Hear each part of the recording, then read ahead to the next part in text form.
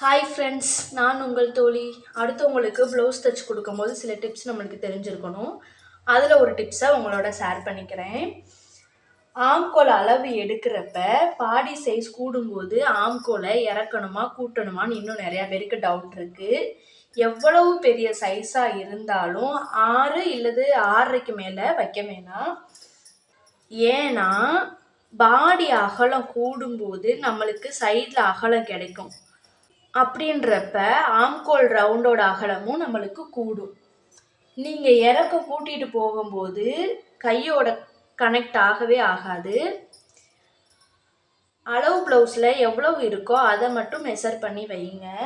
அப்படி இல்லை அப்படின்னா ஆம்கோலை கட் பண்ணிவிட்டு அதுக்கப்புறம் இந்த மாதிரி அளந்துக்கங்க. இப்படி ரவுண்டாக வைக்கும்போது நம்மளுக்கு அந்த அளவு கிடைக்கும்.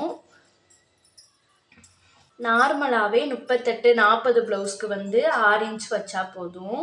அப்படி இல்லை அப்படின்னா 40-42க்கு 6 வைங்க. அதுக்கு மேலே வைக்க வேணாம்.